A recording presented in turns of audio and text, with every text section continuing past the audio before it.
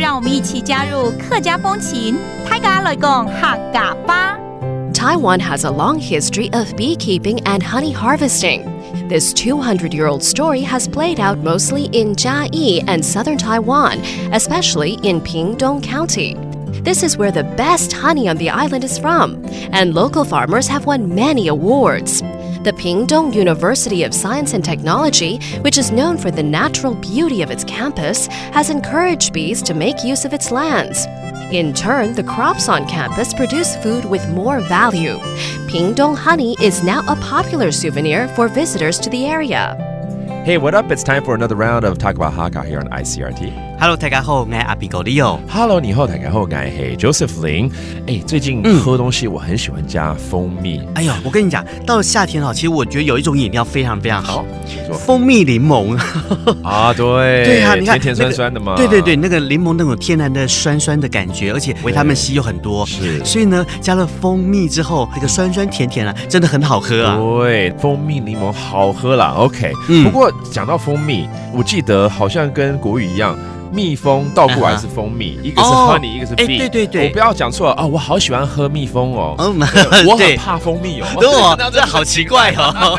好，我教你了哈，就是蜂蜜呢就叫做蓬糖。蓬糖 ，OK， 这是蜂蜜，就是 honey。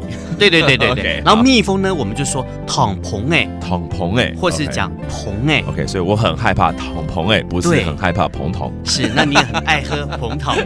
没错。好，千万不要搞错了。不过讲到这个蜜蜂，到底台湾哪里比较盛产？你知不知道？我跟你说，这个台湾养蜂的这个历史大概有200多年了。早期是在这个嘉义的关子岭那一带，但后来呢就慢慢分布到就是比较南部地区，像是嘉南平原台南还有屏东这些地区都很多。像蜂蜜它有很多很好的一些效果，比如说它有抗氧化啦、抗发炎啦、抗菌的一些效果啦，所以呢是一个养生的圣品。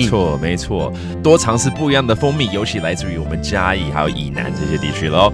好，那我们就来教这几个单字，再蕊一次好了哈。好的，一个是蜂蜜，也就是 honey， 蓬糖，然后再来是蜜蜂，也就是 bee。好，这有2个说法，一个叫做糖蓬一个就是蓬OK， 就简单一点，蓬就会记得了。是的 ，That is the bee. All right, and that does today's talk about Hakka here on ICRT. 什么大家？俺只是张来了。客家风情由客家委员会监制。We Love Hakka has been brought to you by the Hakka Affairs Council.